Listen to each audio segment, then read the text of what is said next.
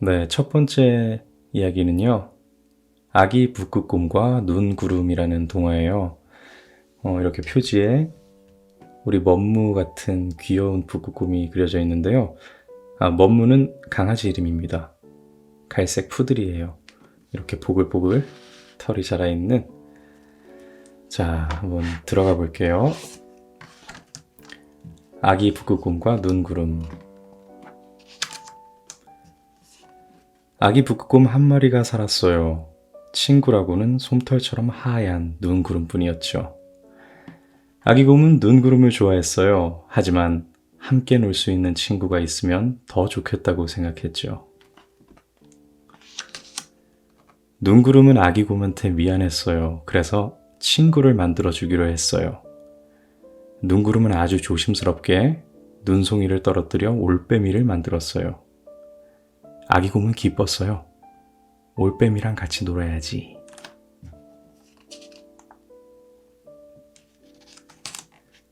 아기 곰은 눈을 동글동글 뭉쳐서 올빼미한테 던졌어요. 눈 뭉치는 올빼미 머리 위로 살짝 떨어졌어요. 하지만 올빼미는 꼼짝도 않고 우후 울지도 않았어요. 눈으로 만들었으니까요. 그리고 다음날 올빼미는 녹아버렸어요. 눈구름은 다시 눈송이를 떨어뜨렸어요. 이번에는 커다란 고래를 만들었죠. 고래랑 같이 첨벙첨벙 헤엄치며 놀아야지. 아기 곰은 생각했어요.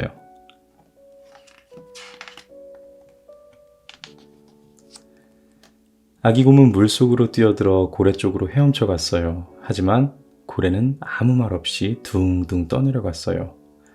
그러고는 다음날 녹아버렸지요. 눈구름은 또다시 눈송이를 떨어뜨렸어요. 이번에는 물개를 만들었죠. 아기 곰은 물개한테 주려고 물고기를 가져갔어요. 물개는 내 친구가 되어줄 거야. 이렇게 생각하면서요. 하지만 물개는 물고기를 안 먹었어요. 아기 곰은 힘없이 돌아와 혼자 물고기를 먹었어요. 다음날 물개는 녹아버렸지요. 눈구름은 마지막으로 한 번 더 해보기로 했어요. 눈송이를 천천히 떨어뜨려 사슴을 만들었지요. 사슴이랑 숨바꼭질 해야지. 아기 곰은 이렇게 생각하고 얼른 숨었어요. 아기 곰은 한참 동안 숨어 있었어요. 하지만 사슴은 꼼짝도 안 했어요. 다른 눈 친구들처럼 사슴도 녹아버릴 거라는 걸 아기 곰은 알았어요. 다음날 아침 해가 떠오를 때 아기 곰은 분홍빛 아기 북극곰을 보았어요. 쟤도 진짜가 아닐 거야. 눈으로 만들었을 거야. 아기 곰은 슬펐어요. 그래서 막 지나치려는데 눈송이 하나가 천천히 내려오더니 분홍빛 아기 곰 코에 살포시 내려앉았어요. 그러자 분홍빛 아기 곰이 엄청나게 큰 소리로 에취!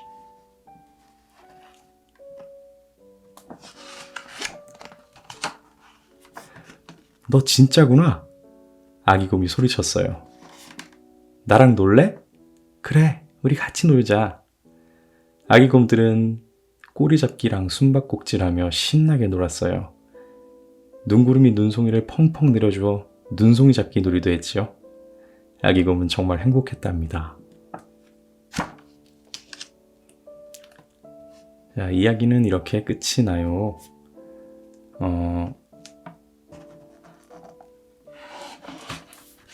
읽으면서 드는 생각이, 나중에 우리 별똥이가 이런저런 장난감을 많이 갖게 될 텐데, 장난감이 좋다고 방 안에 틀어박혀서 놀기만 할 때도 있을 거고, 근데 이 아기 북극곰처럼 진짜로 움직일 수 있고 같이 교감을 할 수 있는 친구를 가진다는 게 그냥 혼자 놀 수 있는 장난감보다 훨씬 좋지 않을까라는, 그런 얘기를 해줄 수 있지 않을까 하는 생각이 들어요. 나중에 아이들은 분명히 장난감에 많이 집착을 하게 될 테고, 나가 놀기보다 혼자 노는 모습을 보면 아무래도 부모로서 뛰노는 아이들에 비해서 걱정스럽기도 할 테고, 그때 다시 한번 들려주면 어떨까? 예, 그런 생각이 드네요. 근데 우리 원문은 갈색인데 이렇게 보글보글하게 보여서 그런지 너무 비슷한 것 같아요. 첫 번째 이야기, 아기 북극곰과 눈구름이었습니다. 자, 오늘의 이야기는 팥죽 할머니와 호랑이라는 동화인데요. 예, 전래 동화예요. 어렸을 때 읽었던 것 같은데 지금 다시 읽어보진 않았어요. 이렇게 협동이라는 단어가 나오는 거 보니까 왠지 이 이야기의 교훈 같기도 하고요. 사자성어도 나오고. 자, 팥죽 할머니와 호랑이. 옛날 옛적에 호랑이도 말을 하던 시절, 깊은 산골 마을에 할머니가 홀로 살고 있었어요. 어느 봄날 할머니가 팥밭을 메고 있는데 아주 커다란 호랑이 한 마리가 어기적 내려오더니 할머니에게 반매기 내기를 하자고 했어요. 내가 이기면 할멈을 잡아먹고 할멈이 이기면 그만이고. 호랑이가 커다란 발로 쓱 훑으니 밭 한 떼기가 뚝딱 메어졌어요. 할머니는 달랑 작은 호미 하나로 도통 당연히 재간이 없었지요. 내가 이겼으니 잡아먹겠다. 호랑이는 입을 떡 벌리며 덤벼들었어요. 아이고 호랑이야, 내가 입안 매느라 가진 고생을 다 했으니 이 팥 다 키워 동지 팥죽이나 쑤어 먹거든 잡아먹어라. 호랑이는 곰곰이 생각했어요. 배고픈데 지금 잡아먹을까? 아니야, 참았다가 할멈도 먹고 팥죽도 먹자. 호랑이는 침을 꿀꺽 삼키고는 겨울에 다시 오기로 했지요. 시간은 흐르고 흘러 어느덧 하얀 눈이 펑펑 내리는 동짓날 아침이 되었어요. 소복소복 눈 덮인 세상은 더없이 아름다웠지만 할머니의 마음은 천근만근 무겁기만 했어요. 할머니는 눈물을 뚝뚝 흘리며 맛있는 팥죽을 팔팔 쑤었어요. 그때 알밤 한 톨이 부엌으로 떼구르르 굴러 들어왔어요. 할멈, 왜 그리 울고 있어? 오늘 저녁 호랑이한테 잡아먹히게 되어 운단다. 할멈, 내가 도와줄 테니 맛난 팥죽이나 한 그릇 줘. 알밤은 팥죽 한 그릇을 호로록 맛있게 먹더니 아궁이 속으로 폴짝 뛰어들어갔어요. 알밤이 사라지자 할머니는 또다시 훌쩍훌쩍 울었어요. 그때 자라 한 마리가 아기작 기어왔어요. 할멈, 왜 그리 울고 있어? 오늘 저녁 호랑이한테 잡아먹히게 되어 운단다. 내가 도와줄 테니 맛난 팥죽이나 한 그릇 줘. 자라는 팥죽 한 그릇을 후루룩 먹더니 물 항아리 속으로 폴짝 뛰어들어갔어요. 할머니가 다시 훌쩍훌쩍 울고 있는데 이번에는 쇠똥 한 덩이가 철버덕 미끄러져 들어오는 게 아니겠어요? 쇠똥도 팥죽 한 그릇을 후룩후룩 먹더니 부엌 바닥에 넙적 엎드렸지요. 다음에는 송곳이, 그 다음에는 멍석이, 그 다음에는 지게가 할머니를 찾아왔어요. 팥죽 먹은 송곳은 부엌 바닥에 꼿꼿이 서고 팥죽 먹은 멍석은 앞마당에 벌러덩 눕고 팥죽 먹은 지게는 대문 앞에 비스듬히 섰어요. 저녁이 되자 약속대로 호랑이가 찾아왔어요. 할머니는 호랑이에게 부직갱이를 던져주며 말했어요. 팥죽은 부엌 아궁이 속에 있으니 알아서 먹거라. 부엌이 어두우니 이걸로 아궁이 불을 헤치면서 먹거라. 네, 참 그 할멈 죽는 마당에 별걸 다 시키네. 호랑이는 투덜대며 부엌으로 갔어요.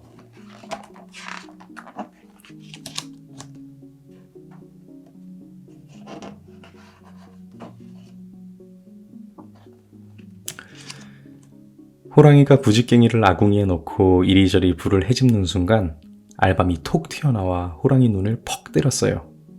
아, 뜨거! 벌겋게 부은 눈을 물로 식히려고 물 항아리에 앞발을 쑥 넣으니 자라가 덥석 물었지요.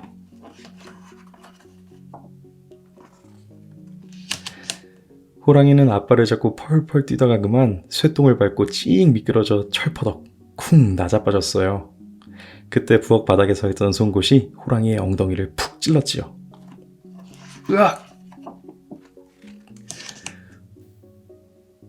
놀란 호랑이가 마당으로 뛰쳐나가자 마당에서 기다리고 있던 멍석이 호랑이를 또르르 말았어요. 그러자 지게가 냉큼 호랑이를 짊어지고는 깊은 우물 속으로 풍덩 던져버렸지요. 그날 밤 할머니는 팥죽 한 솥을 팔팔팔 끓여서 알밤이랑 자라랑 쇠똥이랑 송곳이랑 멍석이랑 지게랑 한 그릇씩 맛있게 나누어 먹었답니다. 그런데 호랑이는 어찌 되었냐고요? 글쎄요. 아직도 우물 속에 있거나 어쩌면 두레박을 타고 올라와 어디론가 도망갔을지도 모르지요.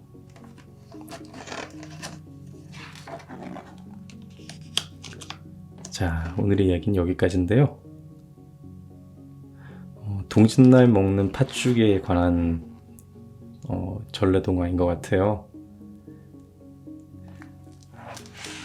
각각은 아무것도 별것 아니라고 볼 수 있는 호랑이에 비하면 그런 자라, 쇠똥, 지게, 송곳 이런 것들이 모이니까 그 무서운 호랑이를 내쫓을 수도 있었다는 그런 협동으로 슬기롭게 위기를 헤쳐나가는 얘기를 하는데 네, 옛날 전래동화들이 다 내용이 이런 것 같아요. 두 번째 이야기, 팥죽 할머니와 호랑이였습니다. 네, 세 번째 이야기는요. 세 가지 소원이라는 동화예요. 전래동화에도 비슷한 제목이 있었던 것 같은데 이거 몰랐는데 프랑스 민화가 원작이네요. 저는 개인적으로 이게 기억이 나요. 이 내용이 아내와 이제 퇴담을 위해서 동화책을 한꺼번에 여러 권을 샀는데 이 책은 그때도 아내가 기억이 난다 했던 그 책이에요. 오늘 무슨 책 읽어줄까 물어봤더니까 이 책을 골랐어요. 한번 들어가 볼게요.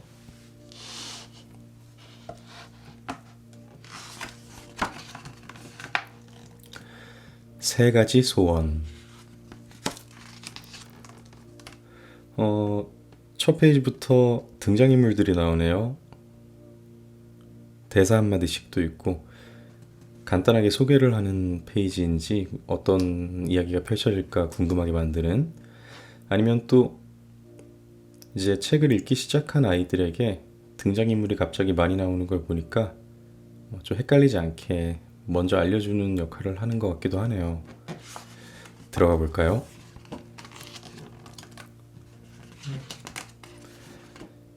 한적하고 조용한 마을에 아주 다정한 나무꾼 부부가 살고 있었어요. 남편은 건강하고 부지런했으며 아내는 아름답고 마음씨가 고왔지요. 두 사람은 아주 조그만 집에 살았지만 마음만은 그 누구보다도 부자였어요. 어느 날 저녁 무렵 부부는 창가에 앉아 밖을 내다보고 있었어요.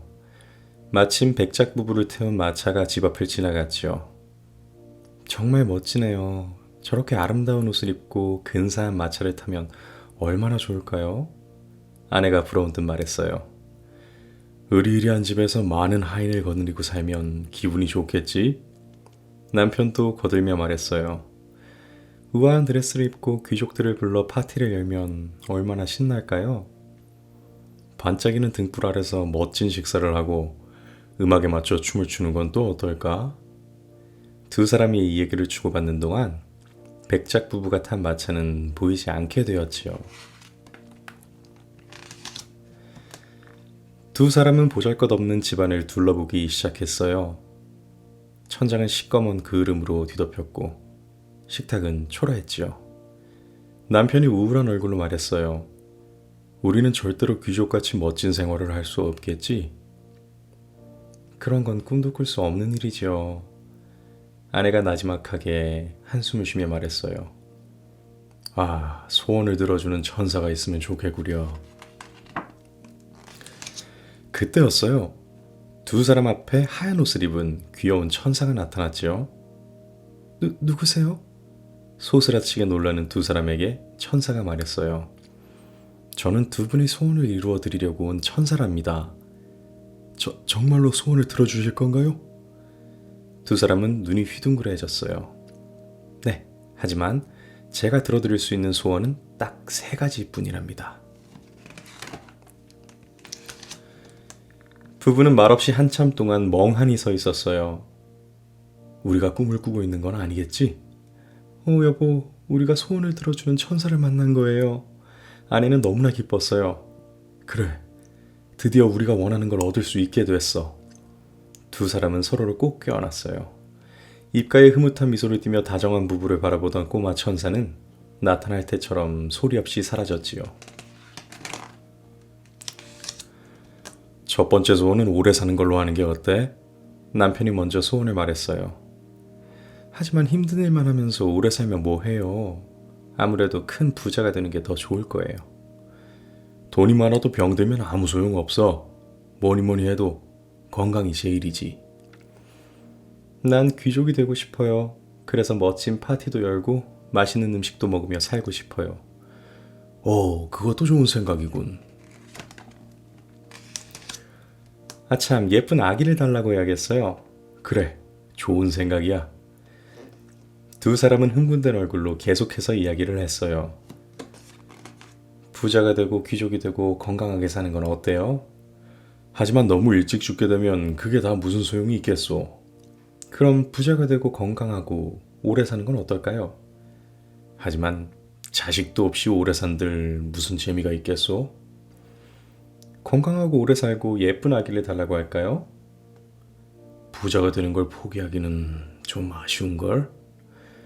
두 사람은 어떤 소원을 빌지 좀처럼 결정할 수가 없었어요. 얼마 후 남편이 말했어요.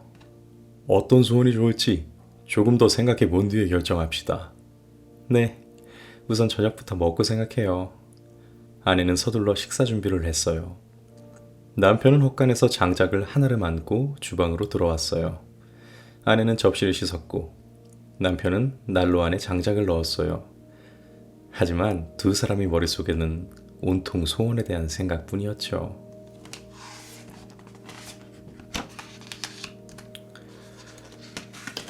남편은 귀족이 되면 어떨까 상상했어요. 백작이 되어 멋진 옷을 입고 하얀 말이 끄는 마차를 타는 거야. 남편은 흐뭇한 미소를 지으며 계속 생각했어요. 왕궁같이 으리으리한 집에서 하인들이 기다리고 있다가 허리를 굽히며 정중히 맞이하겠지. 남편은 가슴을 활짝 펴고 으스대는 흉내를 냈어요. 한편 아내는 귀족들과 파티를 즐기는 일을 상상했어요. 레이스 달린 드레스에 진주 목걸이를 하면 멋지겠지? 아내는 드레스를 입은 듯 고개를 꼿꼿이 세운 채 미소 지었어요. 하얀 망사장갑을 낀 내 손에 다른 귀족들이 키스를 할 거야. 아내는 한 손을 내민 채 눈을 지그시 감았어요. 두 사람은 서로 다른 상상에 빠져 시간 가는 줄을 몰랐어요.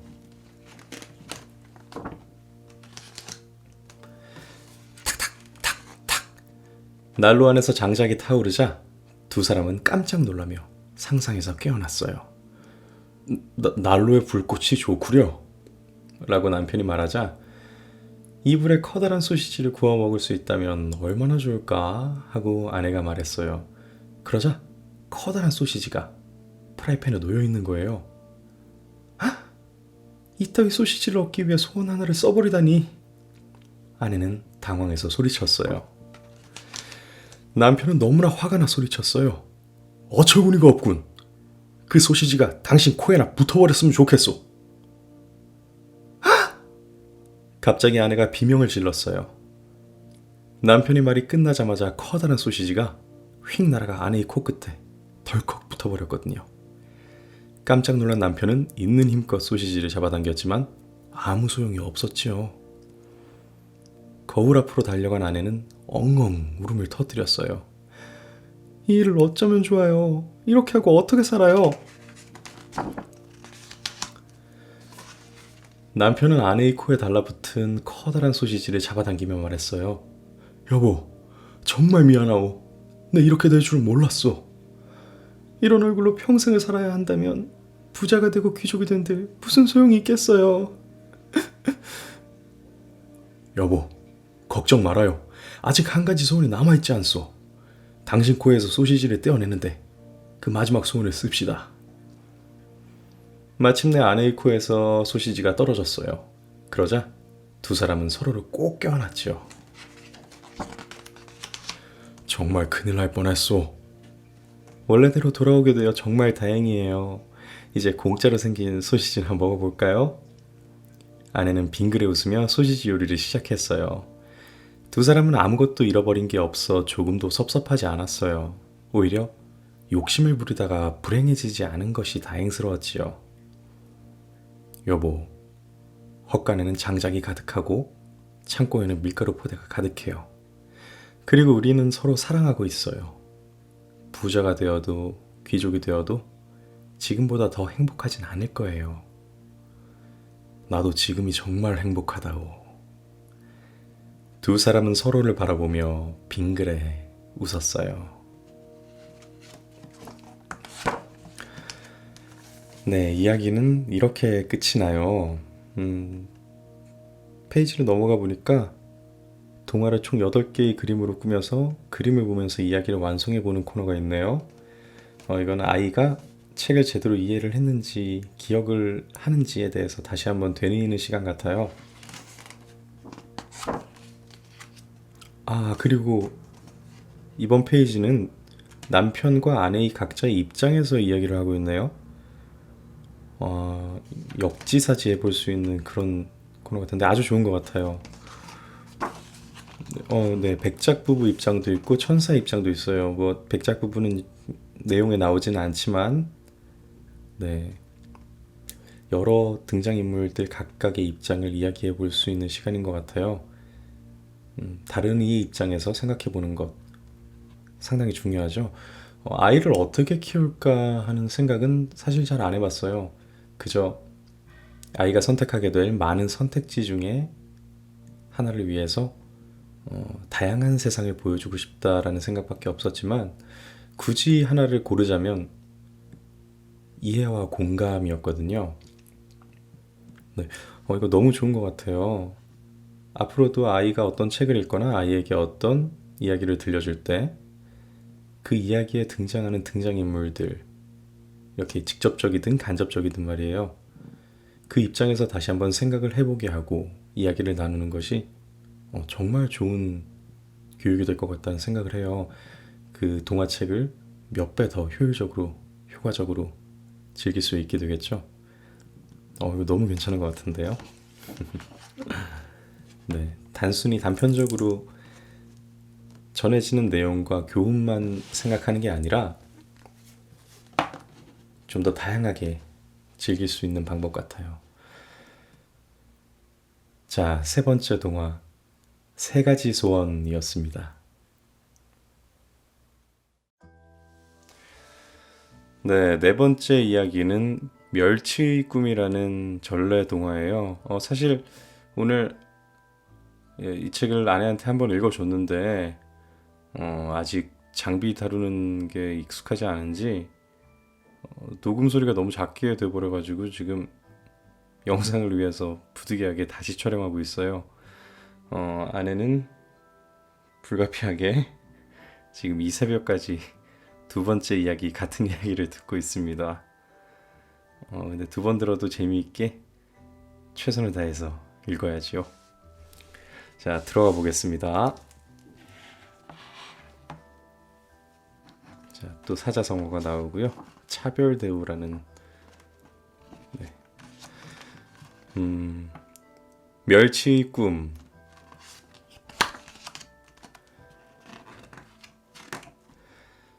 따뜻한 물결이 살랑대는 기분 좋은 오후, 한가로이 낮잠을 즐기던 할아버지 멸치는 손자 멸치의 울음소리에 벌떡 일어났어요. 할아버지, 멸치는 세상에서 가장 보잘것없는 물고기래요. 누가 그런 소리를 하더냐? 우리 조상님이 얼마나 대단한 분이신지 내 얘기해주마. 너희 팔대조 할아버지는 동해에서도 세 손가락 안에 꼽힐 만큼 유명한 어른이셨지. 어마어마한 부자라 가자미를 종으로 부리실 정도였단다. 하루는 우리 멸치 어른께서 아주 이상한 꿈을 꾸셨어. 어허, 이게 도대체 무슨 꿈일꼬? 지난밤 꾼 꿈이 너무너무 궁금한 거야. 그래서 글 좀 배웠다는 병어, 물메기, 꼴뚜기, 망둥어를 죄다 불렀지. 그리고 가자미에게 한 상 떡 벌어지게 차려오라고 시켰어. 꿈 내용은 이러했지. 몸이 쑥 올라가다 뚝 떨어지고 여럿이 메고 훌훌 걷다가 갑자기 흰눈이 펄펄 내리고 화끈화끈 덥더니 오슬오슬 추워지고 높은 고개를 넘어 붉은 곳으로 갔다는 거야. 손님들은 아무 말 없이 가만히 앉아 요리조리 서로 눈치만 봤지. 우리 멸치 어른께서 꾸신 꿈이 워낙 특별한지라 이 당초에 무슨 꿈인지 알 수가 없었거든. 이때 망둥어가 점잖게 한마디 했어. 물고기가 위로 올라갔다 하니 이는 필시 용이 되실 꿈이외다. 오호, 그래. 그럼 나머지는 무슨 뜻이오? 우리 멸치 어른이 침을 꼴깍 삼키며 물었어. 용이 되었으니 오르락내리락 하고 훨훨 구름을 타고 다니며 해도 쨍쨍 눈도 펄펄 더웠다 추웠다 이 천지에 조화도 부리고 높은 고개를 넘어 좋은 곳으로 가는 꿈이지요. 듣고 보니 망둥이 말이 그럴듯했어. 우리 멸치 어른은 어깨가 으쓱하고 생각할수록 기분이 좋아 모두에게 음식을 권했지. 하지만 정작 음식을 차리느라 허리가 휠 지경인 이 가자미한테는 먹으란 소리 한마디를 안 했던 거야. 슬슬 심통이 난 가자미가 한 소리 했지. 채, 용꿈은 무슨 용꿈? 우리 멸치 어른은 가자미에게 화가 났지만 꾹 참고 물었어. 그래, 너도 해몽을 거들겠다는 거지? 웅얼웅얼 말고 어디 네 해몽 한번 들어보자꾸나.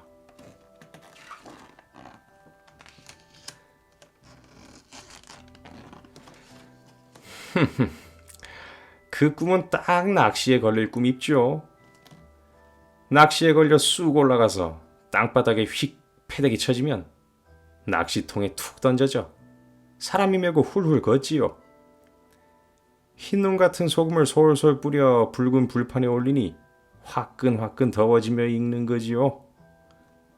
그런데 이 고루고루 잘 익으라고 가끔 부채질하니 오슬오슬 추워지는 것입죠. 그때 물메기가 고개를 갸웃거리며 물었어. 그나저나 그 마지막 높은 고개는 뭔가? 아, 그야 사람 목구멍으로 꿀꺽 넘어가는 거지요. 불그락 푸르락 머리 끝까지 화가 난 우리 멸치 어른은 가자미의 뺨을 철썩 때리며 버럭 소리를 질렀어. 네 이놈! 여기 감이 어디라고 막말을 하는 게냐? 그런데 힘이 어찌나 세셨던지 이 가자미 녀석 눈이 획 돌아갔지 뭐냐.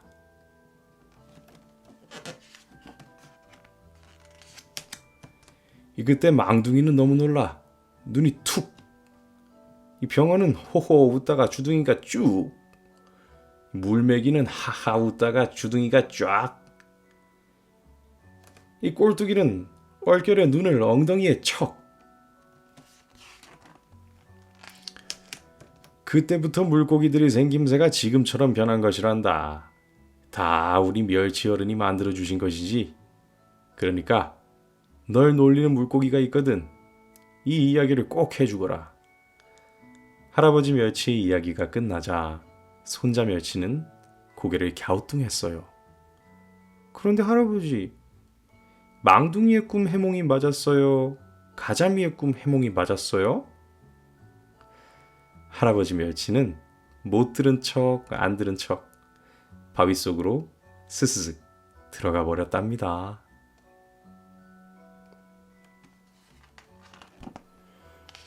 네, 이야기는 이렇게 끝이 나요.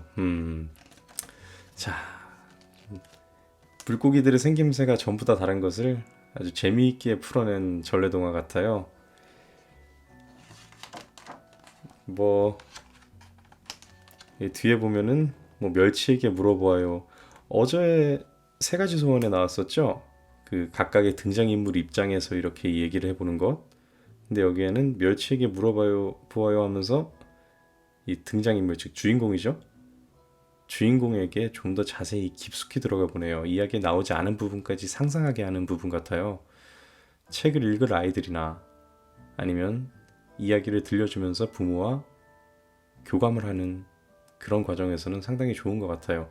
어제처럼 각 등장인물 간의 입장차나 각각의 생각을 생각해보는 것도 좋고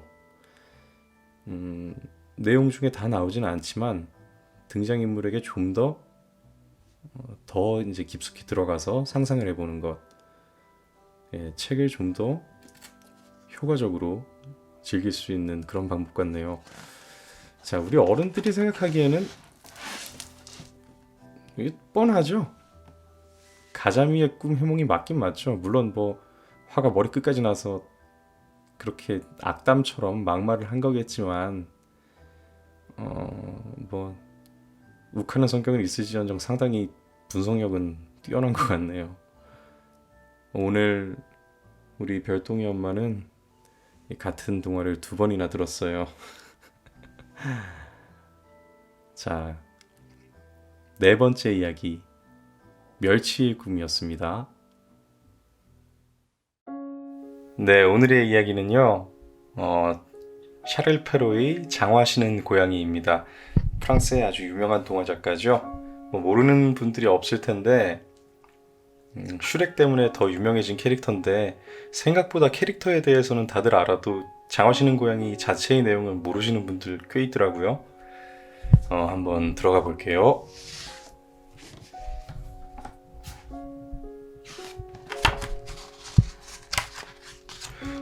네, 여기 이렇게 첫 장에 등장인물들이 나오는데 등장인물이 많아지면 책을 이제 읽기 시작한 아이들은 헷갈릴 수가 있으니까 이해를 돕기 위한 페이지가 맞는 것 같아요. 내용으로 가보겠습니다. 어느 마을 방앗간에 아버지와 세 아들이 살았는데 무척 가난했어요. 그런데 어느 날 아버지가 병으로 돌아가셨어요. 아버지가 물려주신 건 방앗간과 당나귀와 고양이 뿐이었죠.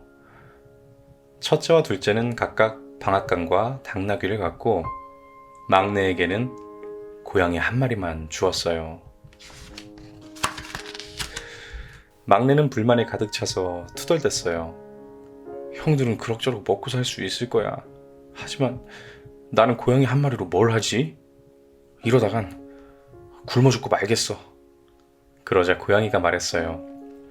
주인님 걱정 마세요. 제게 좋은 생각이 있어요. 우선 저에게 자루 1개와 장화 1켤레를 준비해 주세요. 그럼 제가 부자로 만들어 드릴게요. 막내는 쥐를 잡기 위해 죽은 척하거나 밀가루 속에 숨어 있기도 했던 꽤 많은 고양이의 말을 믿어보기로 했죠. 고양이는 막내가 준비해준 장화를 신고 자루를 둘러매고 힘차게 숲으로 갔지요. 고양이는 자루 안에 토끼풀을 가득 채워놓은 뒤 그 옆에 팔다리를 쭉 뻗고 누워 죽은 신용을 했어요. 토끼가 풀을 먹으려고 자루 안에 들어올 때까지 말이에요. 얼마 후 토끼 한 마리가 자루 안으로 쏙 들어왔어요. 그러자 고양이가 벌떡 일어나 자루 입구를 꽉 묶어버렸지요. 고양이는 잡은 토끼를 들고 궁정으로 가서 왕을 만났어요. 고양이는 왕에게 정중하게 인사를 하며 말했지요. 폐하, 카라바후작께서 보내신 선물입니다. 카라바후작이라고? 처음 듣는 이름인데 선물은 아주 마음에 드는군. 어쨌든 잘 받았다고 전해주게. 왕은 기뻐하며 대답했어요. 고양이는 이번엔 보리밭에 가서 몸을 숨겼어요. 끈으로 연결한 자루를 한쪽에 던져두고 말이죠. 잠시 후 새 2마리가 자루 안으로 날아들었어요. 고양이는 날쌔게 끈에 잡아채 새들을 모두 잡았어요. 고양이는 또다시 왕을 찾아가 새 2마리를 바쳤지요. 폐하, 카라바 후자께서 이번에는 새를 보내셨습니다. 마음에 쏙 드는 선물이군. 고맙다고 전해주게. 그 뒤에도 고양이는 계속해서 왕에게 선물을 갖다 바쳤어요. 그러던 어느 날이었어요. 왕과 공주가 강으로 산책을 나온다는 소식을 들은 고양이가 막내에게 말했어요. 주인님은 지금 강으로 가서 헤엄을 치고 계세요. 그 다음 일은 모두 제가 알아서 할게요. 막내는 고양이가 시키는 대로 강으로 가 헤엄을 쳤어요.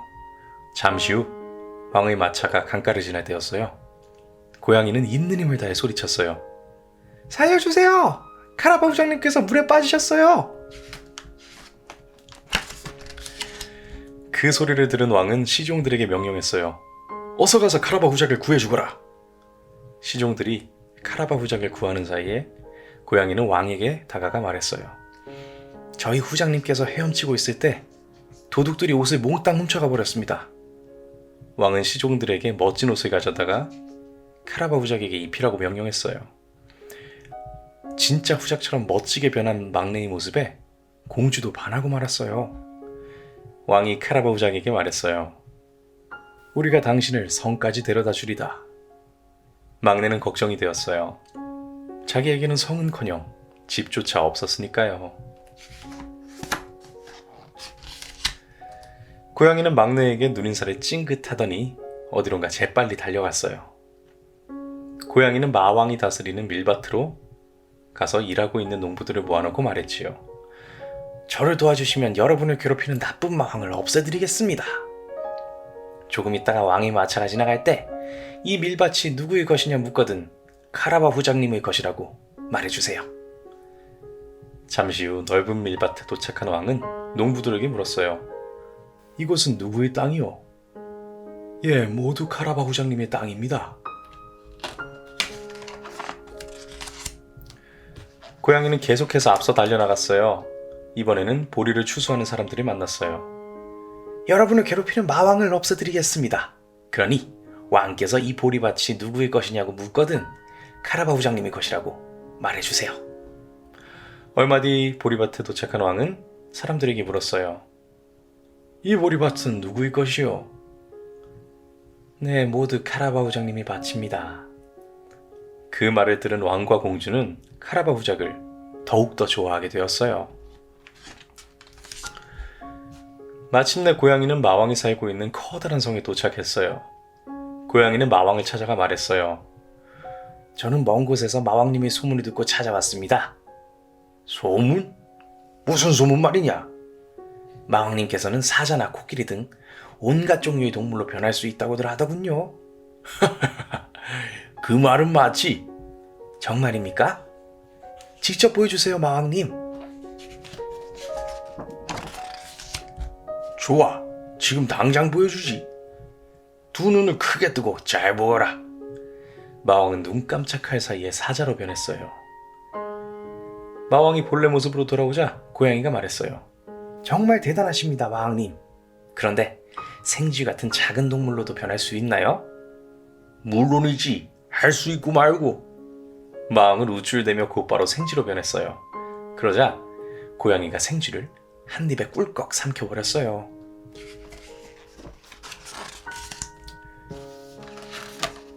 드디어 고양이를 뒤따라오던 왕의 마차가 마왕의 성 앞에 이르렀어요. 마차 소리가 들리자 고양이는 성 앞으로 달려가 왕과 공주를 맞이했어요. 폐하, 카라바 후장님의 성에 오신 것을 환영합니다. 뭐라고? 이 성도 후장의 것이라고? 이렇게 멋진 정원과 성은 처음 보는군. 왕은 너무나 황홀해서 입을 다물 수가 없었어요. 막내가 왕과 공주에게 말했어요. 자, 어서 안으로 들어가십시오.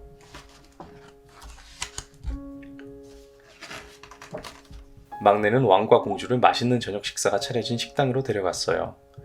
저녁 식사 후 왕은 카라바 후작에게 말했어요. 후작, 내 딸과 결혼해주게. 막내는 아주 정중하게 결혼을 승낙했어요. 카라바 후작과 공주의 행복한 모습에 고양이는 너무나 기분이 좋았지요. 고양이뿐만 아니라 백성들도 너무너무 기뻐했어요. 무서운 마왕 대신 착한 카라바오 작과 아름다운 공주님이 나라를 다스리게 되었으니까요. 그날부터 고양이는 커다란 땅의 영주가 되어 오래오래 행복하게 살았대요. 가끔 생쥐를 뒤쫓기도 했는데 그 일은 어쩌다가 심심해지면 아주 가끔씩 했답니다.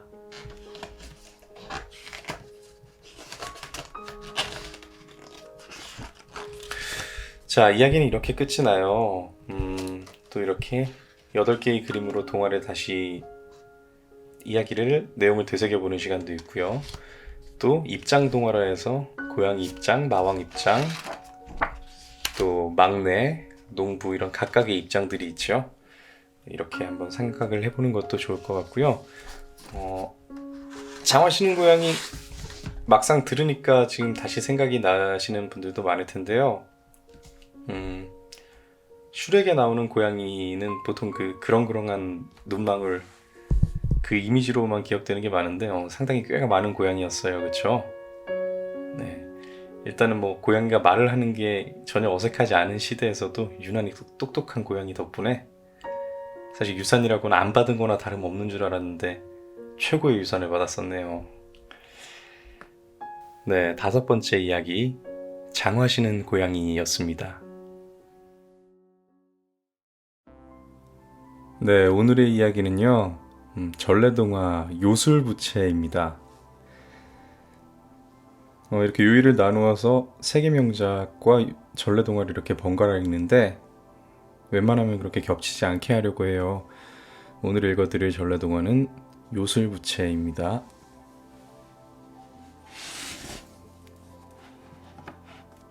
자, 과유불급이라는 사자성어가 나오네요. 이 이야기의 교훈인가 봐요.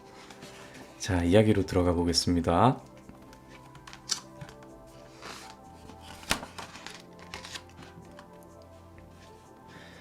산속 깊은 마을에 오순도순 정답게 살아가는 할머니와 할아버지가 있었어요. 어느 날 그 집에 한 스님이 찾아왔어요. 계십니까? 시원한 물 한 대접만 주시겠습니까? 아유, 날도 더운데 고생이시네요. 잠시 쉬었다 가시지요. 스님은 마루에 앉아서 땀을 식히고는 다시 길을 떠났어요. 아니, 웬 부채지? 이 스님이 놓고 가셨나 보네. 나중에 오다 가다 들르면 전해주게 잘 놔둡시다. 그나저나 오늘은 유난히 푹푹 찌는구려. 날도 더운데 그 부채 좀 써봅시다. 할머니가 빨간 부채를 들고 팔랑팔랑 붙이자 갑자기 할아버지 코가 엿가락처럼 쭉 늘어났어요. 깜짝 놀란 할머니가 파란 부채를 들고 펄렁펄렁 붙이자 이번에는 할아버지 코가 쏙 들어가더니 목도 자라목처럼 줄어들었지요. 거참 신기하네. 영감, 아무래도 요술부채인 모양이구려. 그때 마침 골목을 지나가던 욕심쟁이 할아버지가 이 모습을 보게 되었어요.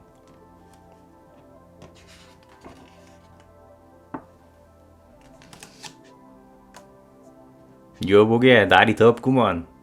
나도 그 부채 좀 빌려주게. 내가 요즘 더워서 잠을 못 자서 말이야. 그 부채로 붙이면 잠이 솔솔 올 것 같은데. 미안하네. 이 부채는 내 것이 아니라서 빌려줄 수가 없네. 그러지 말고 좀 빌려주게. 그럼 우리 집 돼지와 바꾸세. 아니면 이 놀이개는 어떤가? 할아버지는 절대 빌려줄 수 없다고 손사래를 쳤어요. 에이, 모르겠다. 그럼 이 수밖에 없지. 순간 욕심쟁이 할아버지가 부채를 낚아채더니 주랭랑을 쳤어요. 아니 이보게, 부채 이리 주게나. 할아버지가 욕심쟁이 할아버지 뒤를 쫓아갔지만 다람쥐처럼 어찌나 빨리 도망을 가는지 도저히 잡을 수가 없었어요. 휴, 이제는 안 쫓아오겠지. 이 요술부채를 실험해봐야 하는데. 옳지, 저기 흥서방이 있군. 욕심쟁이 할아버지가 물을 마시는 흥서방에게 살살 부채질을 했더니 빠지직 바가지 깨지는 소리가 들리면서 코가 불쑥 튀어나왔어요. 아이고 내 코! 사람 살려! 얼씨구나 좋을씨고. 빨간 부채로 꽃배기 만들고 파란 부채로 코 고쳐주고 이 부채를 이용해서 돈이나 벌어볼까?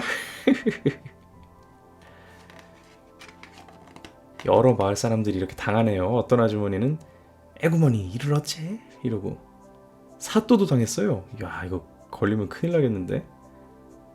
사또 코가? 옆에 병졸이 놀라네요. 그리고 다른 이제 나무꾼 같은 사람이 아 뜨거 아이고 내 코. 참 여러 사람한테 나쁜 짓 많이 했네요. 자 이게 책이 이렇게 길게 너무 퍼지는구나. 이렇게 책이 크게 이렇게 그림이 확대가 되네요. 자 여러 가지 마을에 아주 온갖 나쁜 일은 다 하고 다닙니다. 그 욕심쟁이 영감이.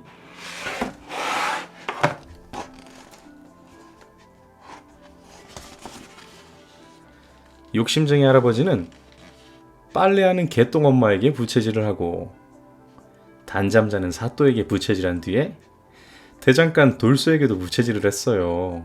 아 그래서 아까 이 그림에 그렇게 사람들이 코가 길어진 거였구나. 자 얼마 후 욕심쟁이 할아버지는 늘어난 코를 고쳐준다는 방을 붙였어요. 그랬더니 사람들이 구름처럼 몰려왔어요.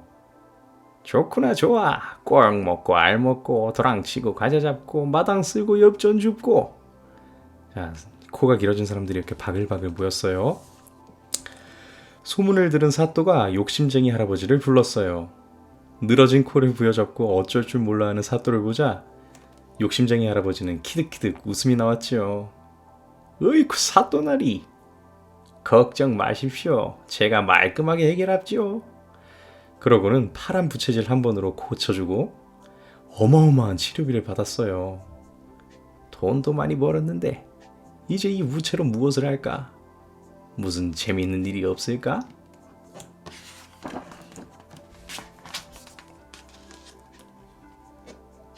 자, 여러 사람들이 코가 늘어나서 아주 난리가 나는 장면이에요. 아이고 심심하다 심심해. 하루 세끼 고기 반찬도 지겹고 코 고쳐주는 장난도 지겹네. 옳거니 내 코 한번 붙여볼까? 살랑살랑 빨간 부채를 붙였더니 가래떡처럼 늘어난 코가 말랑말랑해졌어요. 그런데 쭉쭉 늘어난 코가 쓱쓱 위로 올라가기 시작했어요.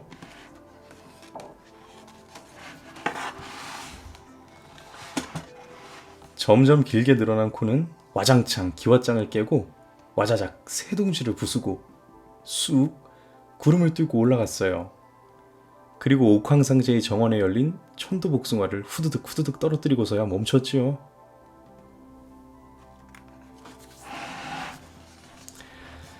욕심쟁이 할아버지의 코를 보고 깜짝 놀란 옥황상제가 소리쳤어요. 기이한 일이로고. 여보라, 저것이 무엇이기에 이에까지 올라온 것이냐? 당장 끌어올려 보거라. 어기 영차 올리세, 어기 영차 당기세. 그러자 욕심쟁이 할아버지의 몸이 붕 떠올랐어요. 놀란 할아버지는 얼른 파란 부채를 붙였어요. 그랬더니 몸이 더 빠른 속도로 위로 올라가면서 와장창 지붕을 깨고 와자작 나무를 부수고 푹 구름을 뚫고 하늘로 올라갔어요.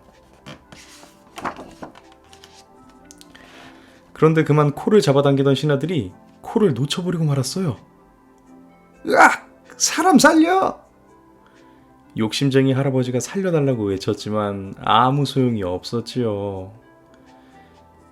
욕심쟁이 할아버지는 다시 푹 구름을 뚫고 와자작 나무를 부수고 와장창 지붕을 깬 뒤 땅으로 떨어졌어요.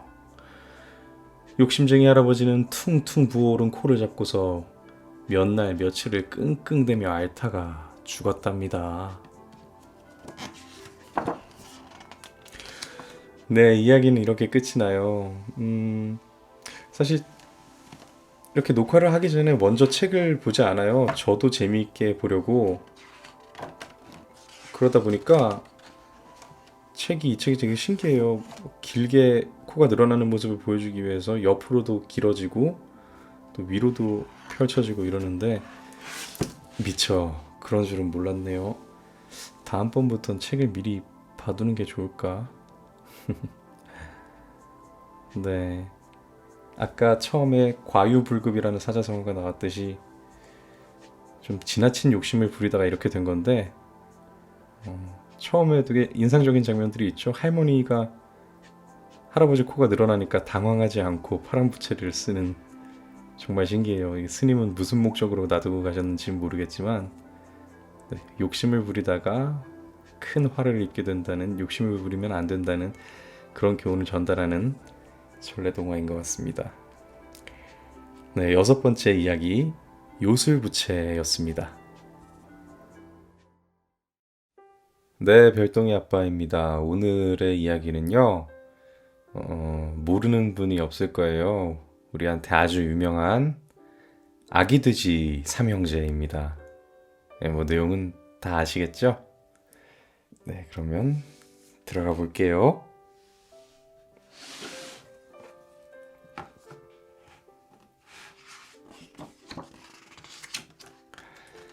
아기돼지 삼형제. 자, 등장인물 페이지인데 바로 넘어가도 되겠죠? 근데 아저씨가 있네요. 엄마 돼지도 나오고 늑대랑 3마리 돼지밖에 몰랐는데 어떤 이야기일지 가보겠습니다. 자, 어느 작은 집에 엄마 돼지와 아기 돼지 삼형제가 살았어요. 엄마 돼지는 매일매일 열심히 일했어요.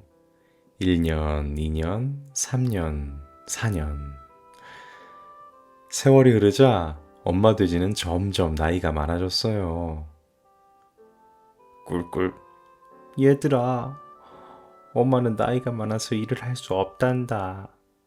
이제 집을 떠나서 너희들이 살 곳을 스스로 구해보렴. 엄마 돼지의 말에 아기 돼지 삼형제는 집을 떠나기로 했어요. 아기 돼지 삼형제는 엄마 돼지에게 인사를 하고 집을 떠났어요.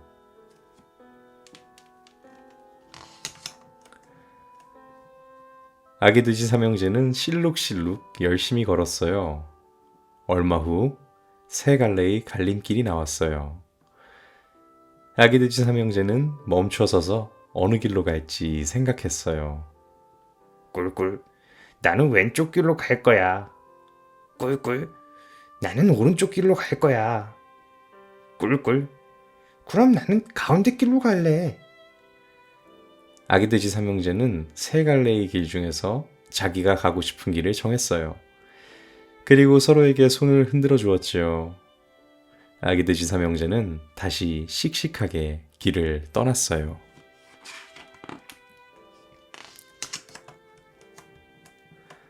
첫째 돼지는 엉덩이를 실룩거리며 길을 걷다가 길 옆에 높이 쌓여있는 집더미를 보았어요. 첫째 돼지는 집더미 옆에 서 있던 아저씨에게 말했어요. 꿀꿀, 아저씨 집 좀 주세요. 집을 달라고? 집으로 뭘 하게? 꿀꿀, 제가 살 수 있는 작은 집을 만들 거예요. 아저씨는 첫째 돼지에게 집을 주었어요. 첫째 돼지는 땀을 뻘뻘 흘리며 아저씨가 준 지프로 열심히 집을 만들었어요. 첫째 돼지는 지프로 만든 작은 집을 보며 생각했어요. 꿀꿀, 내가 만든 집이 최고야. 그런데 첫째 돼지네 집에 무서운 늑대가 찾아왔어요. 아기 돼지야, 아기 돼지야, 문 좀 열어줘. 꿀꿀, 절대로 열어주지 않을 거예요. 그럼 지프로 만든 집을 휙 날려버려야겠다. 늑대는 배가 불룩 나올 때까지 숨을 들이마셨어요.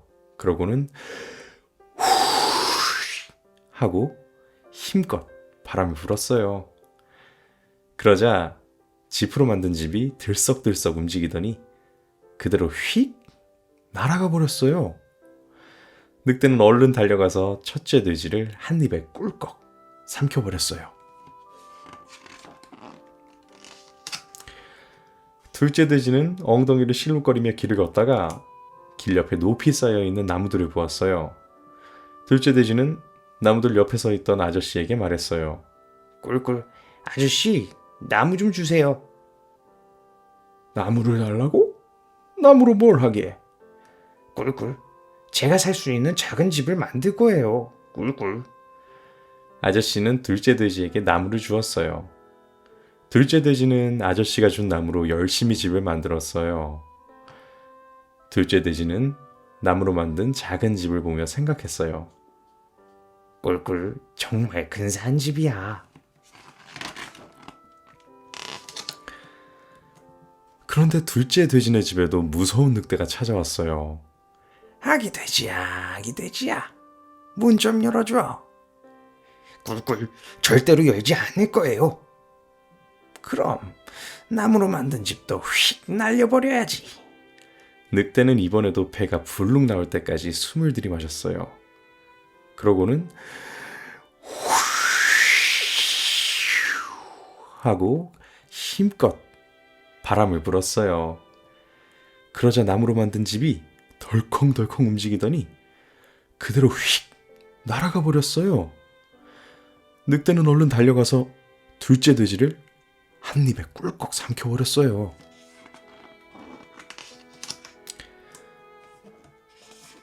셋째 돼지는 엉덩이를 실룩거리며 길을 걷다가 길 옆에 잔뜩 쌓여있는 벽돌을 보았어요. 셋째 돼지는 벽돌 옆에 서 있던 아저씨에게 말했어요. 꿀꿀 아저씨, 벽돌 좀 주세요. 벽돌을 달라고? 벽돌로 뭘 하게? 꿀꿀, 제가 살 수 있는 작은 집을 만들 거예요. 아저씨는 셋째 돼지에게 벽돌을 주었어요.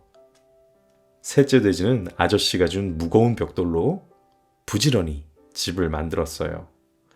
셋째 돼지는 벽돌로 만든 작은 집을 보면서 생각했어요. 꿀꿀, 아주 멋진 집이 되었어. 그런데 셋째 돼지네 집에도 무서운 늑대가 찾아왔어요. 아기 돼지야, 아기 돼지야. 문 좀 열어줘.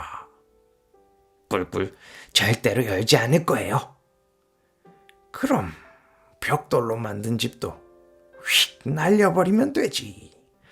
늑대는 배가 불룩 나올 때까지 숨을 들이마시고는 몇 번이나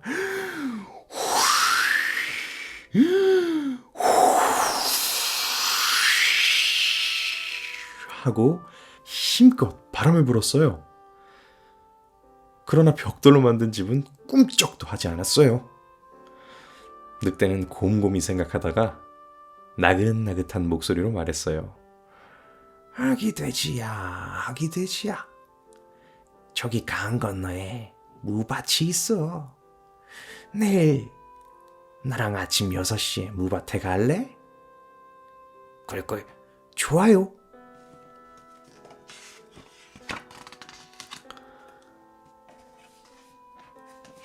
다음날 아침 셋째 돼지는 늑대가 오기 전에 무밭에서 물을 뽑아와야겠다고 생각하고 5시에 집을 나섰어요.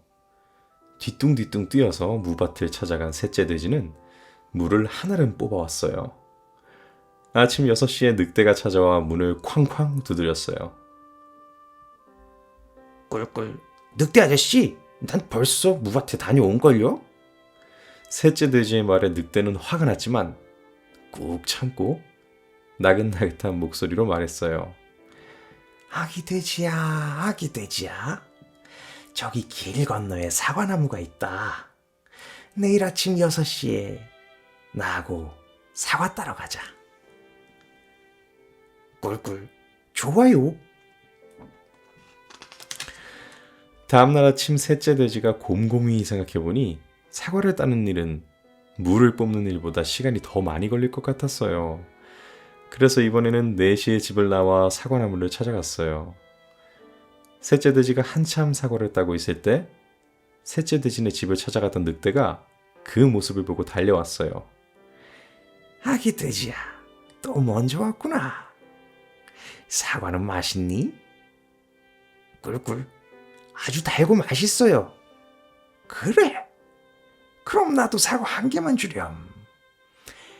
셋째 돼지는 사과를 집어 아주 멀리 던졌어요. 늑대는 허겁지겁 사과를 주우러 뛰어갔죠. 그 사이에 셋째 돼지는 얼른 나무 아래로 내려와서 허둥지둥 집으로 돌아왔어요.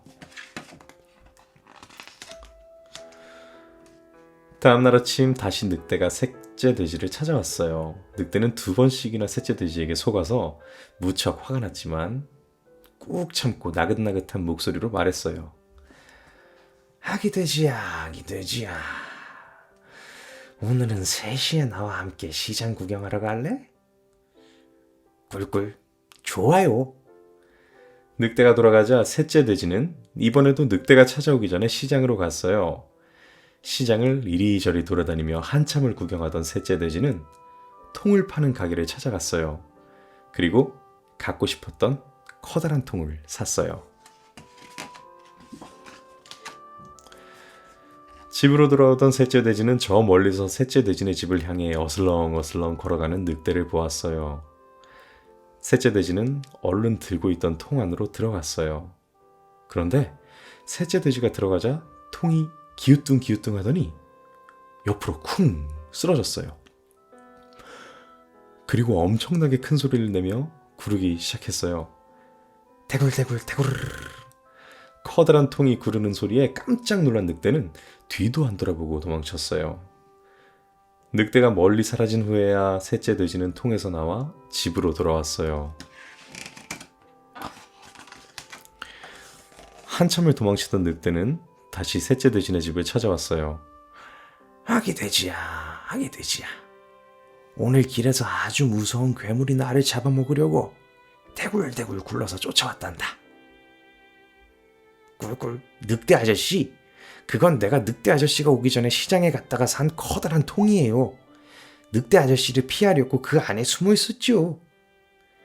셋째 돼지의 말에 늑대는 너무 화가 나서 어떻게 해서든지 셋째 돼지네 집 안으로 들어가야겠다고 생각했어요. 셋째 돼지네 집을 이리저리 살펴보던 늑대는 굴뚝을 타고 들어가기로 마음먹었어요. 늑대는 지붕 위로 올라가기 시작했어요.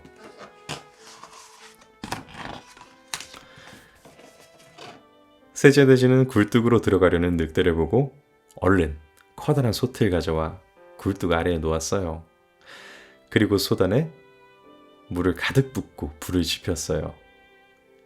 그러자 솥안의 물은 금방 펄펄 끓었어요.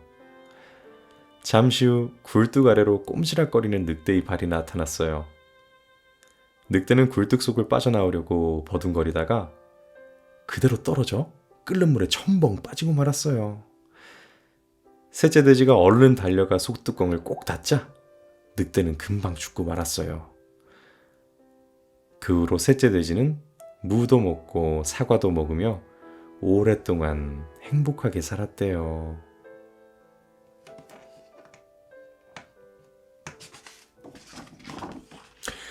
네, 이야기가 이렇게 끝이 나네요. 와, 이게 생각보다 이야기가 엄청나게 길어요. 흔히 알고 있었던 이야기는 첫째 돼지의 지푸라기 집도 둘째 돼지의 나무 집도 다 늑대의 숨에 날아가 버려서 이게 막내의 벽돌 집으로 둘 다 피신을 하죠. 그러니까 첫째가 둘째네 집으로 갔다가 또 날아가서 또 도망가고. 근데 여기서는 그냥 잡아먹혀 버리네요. 그래서 마지막에 늑대를 쫓아내고 늑대를 이렇게 솥에다가 삶아서 죽이지도 않고 그냥 뭐 그림에서 보면 굴뚝 밖으로 뜨거워서 뻥 하고 휘웅 하고 튕겨서 늑대는 도망가고 셋이서 이제 행복하게 살았다고 그런 해피엔딩이었는데 이게 원작이겠죠? 네, 원작인 것 같은데 원작에 가까운 것 같은데 상당히 좀 잔인하네요. 첫째와 둘째는 이미 돌이킬 수 없이 그냥 잡아먹혀버렸고 셋째는 늑대를 삶았어요. 네, 이게 뭐랄까 뭐 일단은 여기에서는 조금 전달도 불분명하게 되죠. 예전의 책에서는 귀찮아서 벽돌로 지어야 되는데, 튼튼하게 지어야 되는데 지푸라기로 대충 짓는 그런 식으로 좀 비춰졌었는데, 예, 그러진 않았네요. 네, 여기서는 전달하려는 교훈 내용도 약간 불분명한 것 같고요. 아마 이게 원작인데 뒤에 교훈을 명확하게 전달하려고 각색하지 않았을까 그런 생각을 해봅니다. 나중에 이제 아이와 가짜로 이렇게 집을 만들어 보거나 겨울에 눈집을 이렇게 만들어 보고 싶은데 그때 이 얘기 들려주면서 늑대한테 날아가지 않게 우리 튼튼하게 짓자 이렇게 별똥이한테 얘기해 보면 더 재밌어 할 것 같네요. 요즘에 아주 태동 발로 빵빵 차고 아주 활발한데 네, 아주 튼튼한 녀석이 나올 것 같아요. 자, 7번째 이야기 아기 돼지 삼형제였습니다. 네, 별똥이 아빠입니다. 어느덧 8번째 동화네요. 일주일이 지나고 새로운 주를 여는 동화 같아요. 자, 오늘의 이야기는요. 소금 나오는 맷돌 전래동화입니다. 많이들 알고 계시죠? 아마 모르시는 분들 거의 없으실 텐데 익숙한 동화이니만큼 바로 들어가 볼게요.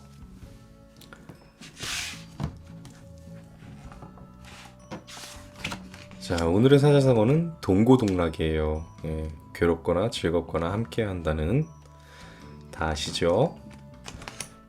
시작하겠습니다. 소금 나오는 맷돌. 옛날에 자기가 가진 것을 아낌없이 나누어주는 정 많은 농사꾼이 살았어요. 헐벗은 사람을 보면 입은 옷을 벗어주고 굶주린 사람을 보면 먹던 밥도 내주었지요. 그러고도 불쌍타 불쌍타 하며 눈물까지 흘렸어요. 오슬오슬 추운 겨울이 가고 꽃피는 봄이 왔어요. 가을에 거둔 곡식은 겨우내 다 먹었으니 이제 씨앗을 뿌려 언제 걷어먹누? 보릿고개에는 어른아이 할 것 없이 모두들 배가 고파 쩔쩔맸지요. 산에 가서 풀뿌리라도 캐와야지. 농사꾼은 망태를 메고 터덜터덜 집을 나섰어요. 칡뿌리라도 있으면 좋으련만. 어디 보자. 농사꾼이 여기저기 살피는데 글쎄 어떤 노인이 맷돌을 끌어안고 쓰러져 있는 거예요. 어이쿠, 이를 어째. 할아버지, 일어나세요. 하지만 노인은 옴짝달싹도 안 했어요. 놀란 농사꾼은 노인을 업고 냅다 집으로 달렸어요.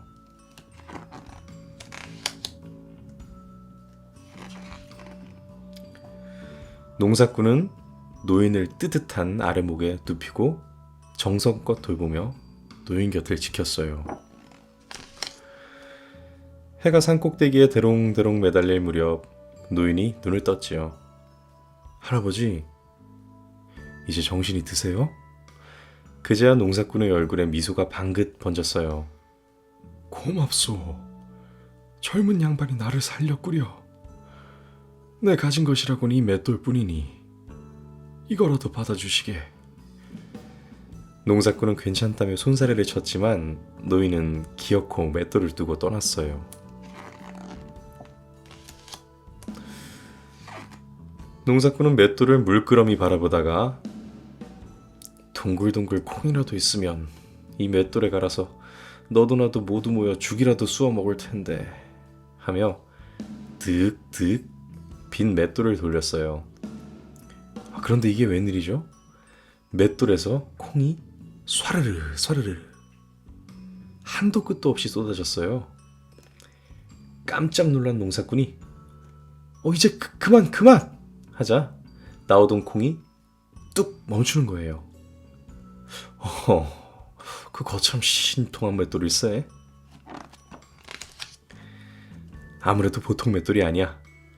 농사꾼은 다시 득득 맷돌을 돌렸어요. 보기만 해도 좋은 돈, 너도 나도 모두 나눠 쓸 돈 나와라 했더니 돈이 와르르르 와르르르. 이제 그만. 그러자 나오던 돈이 뚝 멈추는 거예요. 그거 참 신기한 맷돌일세. 농사꾼은 또 득득 맷돌을 돌리며 맛있고 귀한 쌀, 너도 나도 모두 나눠 먹을 쌀 나와라 했더니 쌀이 스와르르 스와르르. 이제 그만. 그러자 나오던 쌀이 뚝 멈췄죠. 그거 참 고마운 맷돌일세.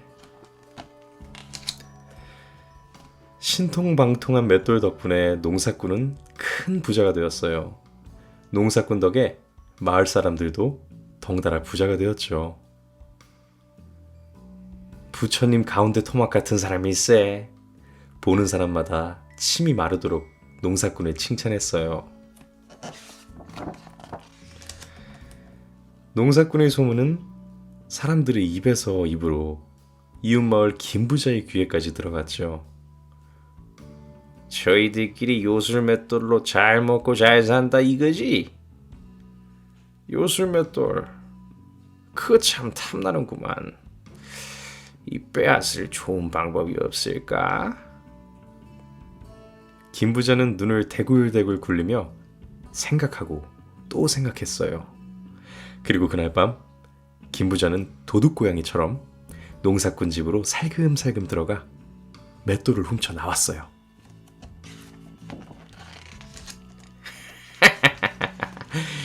이제 나는 세상에서 가장 큰 부자야.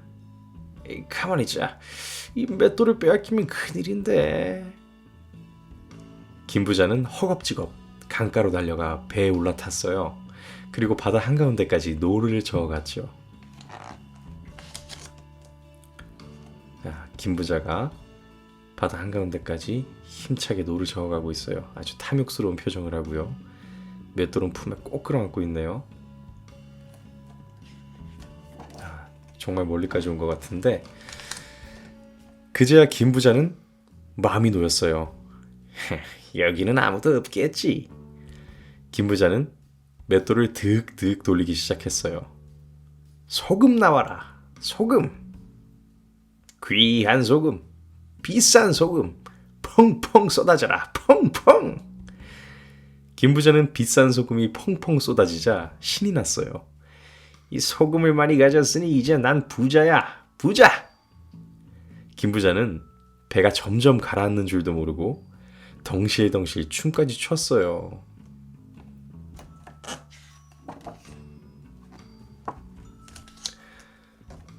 결국 배는 소금 때문에 기우뚱 가라앉고 맷돌을 하는 김부자도 깊은 바닷속으로 꼬르륵 가라앉았어요. 그 뒤에 어떻게 되었냐고요? 그야 물론 맷돌은 계속 소금을 쏟아내고 있죠. 왜냐하면 김부자가 이제 그만 이라고 말하지 않았기 때문이에요.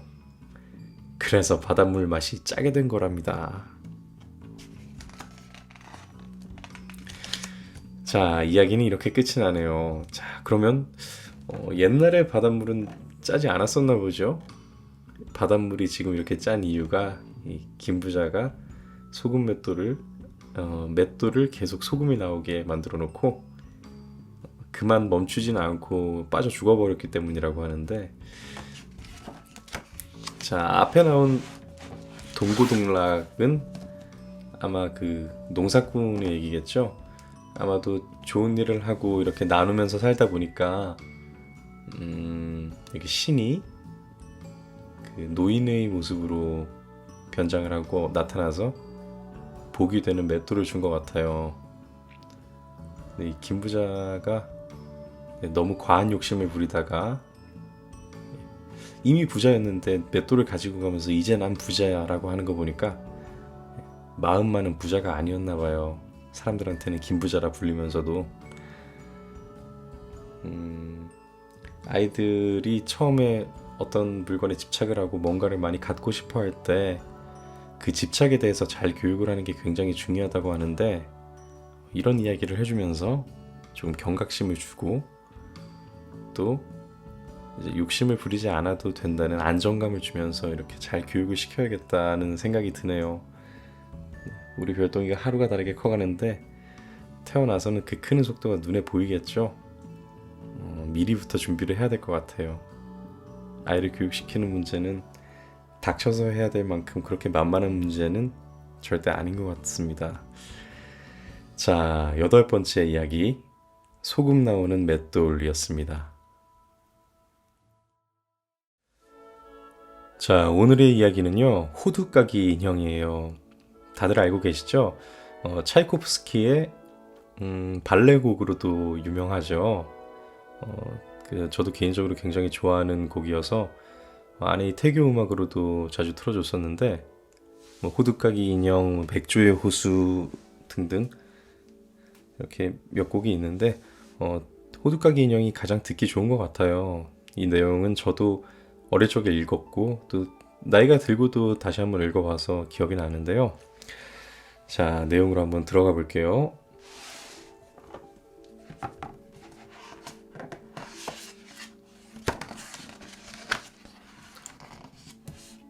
호두까기 인형.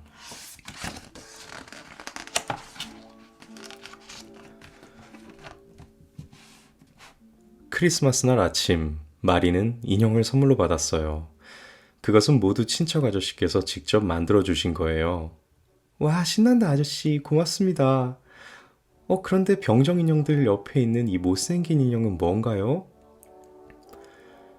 이건 호두까기 인형이란다. 아저씨는 인형의 입에 딱딱한 호두를 넣고 턱을 쳐올렸어요. 그러자 그 안에 호두 알맹이만 남아 있었죠. 그날 밤 마리는 인형들을 유리장 안에 넣고 잠들었어요.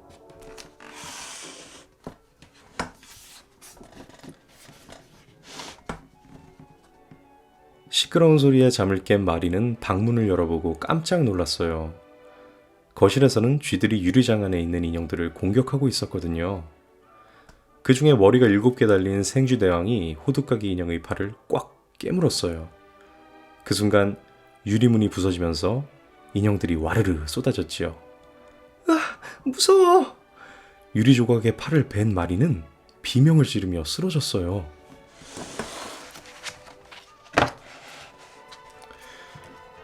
마리가 눈을 떠보니 어느새 아침이었어요. 이제 정신이 드니? 엄마가 걱정스러운 목소리로 물었죠. 엄마, 호두까기 인형과 싸우던 생쥐들은 어디로 갔나요? 무슨 얘기야? 그리고 한밤중에 유리문은 왜 깼니? 마리는 지난밤 일들을 이야기했어요. 하지만 아무도 마리의 말을 믿어주지 않았어요. 오후가 되자 인형을 선물해준 친척 아저씨가 찾아왔어요. 머리가 다쳤다고 해서 병문 안으로 왔단다. 마리는 아저씨에게 지난밤에 있었던 일을 이야기했어요. 아저씨는 잠시 곰곰이 생각한 뒤에 말했죠. 마리야, 호두까기 인형에 대해 들려줄 이야기가 있단다. 무슨 이야기인데요? 아저씨는 슬픈 표정을 지으며 이야기를 시작했어요. 옛날 어느 왕궁에서 큰 파티가 벌어졌단다. 그런데 파티 음식을 왕궁에 사는 어미쥐와 7마리 새끼 쥐들이 모두 먹어버린 거야. 그 말을 들은 왕은 화가 나서 소리쳤어. 왕궁에 있는 쥐들을 모두 없애거라. 신하들은 쥐덫을 만들어 쥐를 모두 없앴지. 하지만 단 한 마리, 어미쥐만은 겨우겨우 도망쳐 살아남을 수 있었단다. 반드시 원수를 갚고 말겠어. 어미쥐는 이를 갈면서 중얼거렸지. 모두가 잠든 한밤중에 어미쥐는 공주의 손을 꽉 깨물었어. 공주의 우는 소리에 잠에서 깬 시녀들이 깜짝 놀라 달려왔지. 하지만 어미쥐는 재빨리 달아나 버렸어. 한편 쥐에게 물린 공주의 얼굴은 아주 흉측하게 변해버렸단다. 마법에 걸려버린 거야. 왕은 나라 안에서 가장 용한 점쟁이를 불러왔어. 공주를 본 점쟁이는 이렇게 말했지. 수염이 없고 장화를 한 번도 신어본 적 없는 젊은이가 호두를 깨서 공주님에게 먹이면 마법이 풀릴 것입니다. 단 이 호두를 먹인 뒤 뒷걸음질 칠 때 절대 넘어져선 안 됩니다. 왕은 점쟁이가 말한 그런 남자를 찾아오라고 명령했어. 신하들은 나라 곳곳을 돌아다녔지만 그런 남자를 찾을 수가 없었지. 그동안 세월이 흘러 공주는 더욱 흉한 얼굴이 되었고 쥐덫을 만들었던 신하는 마음이 괴로웠어. 마침 그에게는 아직 수염이 나지 않은 조카가 있었어. 게다가 장어를 싫어해서 한 번도 신어본 적이 없는 젊은이였지. 부디 공주님의 마법을 풀어다오. 신하는 조카를 데리고 왕궁으로 갔어. 물론 이 딱딱한 호두도 가지고 갔지. 왕은 아주 반가워하며 젊은이를 맞이했어. 수염이 나지 않았군. 부디 공주의 마법을 풀어주게. 젊은이를 본 공주는 마음속으로 생각했어. 저렇게 멋진 분이 아내가 되고 싶어. 젊은이는 모두가 지켜보는 가운데 공주에게로 다가갔어. 그리고 딱딱한 호두를 깨서 공주에게 먹였지.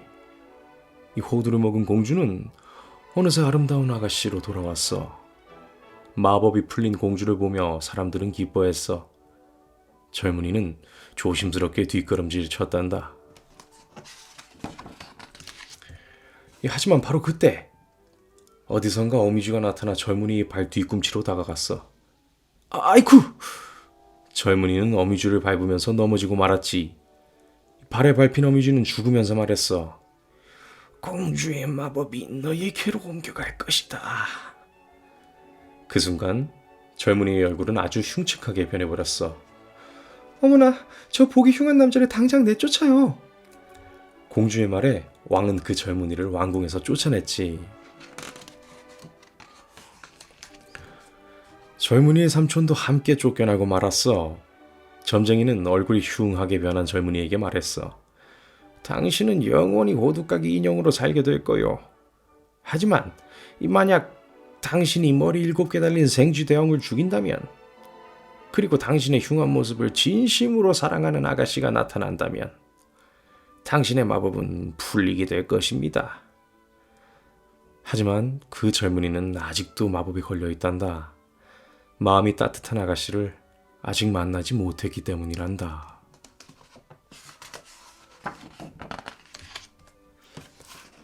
이야기를 마친 아저씨가 말했어요. 어떠냐? 내 이야기가 재미있었니?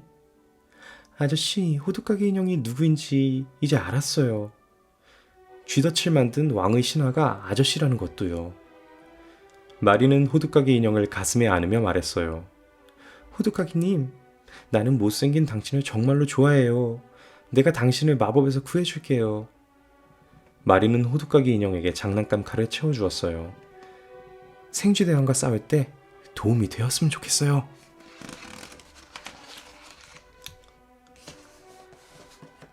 그날 밤 이상한 소리에 마리는 잠에서 깼어요. 찍찍찍찍 우당탕탕탕. 그건 바로 거실에서 호두까기 인형과 생쥐대왕이 싸우는 소리였어요. 마리는 호두까기 인형이 이기게 해달라고 기도했어요. 잠시 후 주위가 조용해지더니 누군가가 방문을 두드렸어요. 혹시 생쥐대왕이면 어떡하지? 마리는 무서워서 바들바들 떨었어요. 마리 아가씨, 문을 열어주세요. 그건 바로 호두까기 인형의 목소리였어요.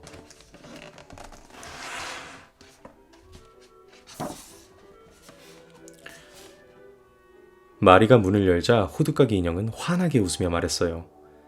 마리 아가씨 덕분에 생쥐대왕을 이겼습니다.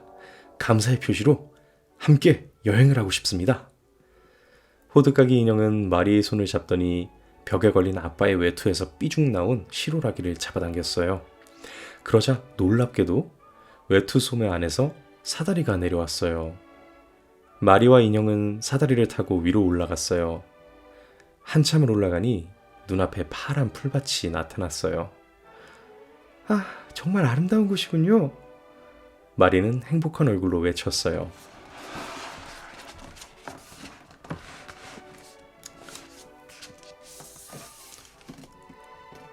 어느새 마법에서 풀린 호두까기 청년과 마리는 유니콘을 타고 아름다운 들판에 달리고 있었어요. 잘 보세요. 나무와 풀은 사탕과 초콜릿이에요. 반짝이는 성은 설탕을 뿌린 케이크로 되어 있죠. 어머나, 시냇물은 오렌지 주스와 우유네요. 마리는 꿈을 꾸는 것만 같았어요. 이건 모두 사랑스러운 나의 마리 아가씨에게 주는 선물이랍니다. 호두까기 청년은 마음씨 착한 마리를 꼭 안아주었어요.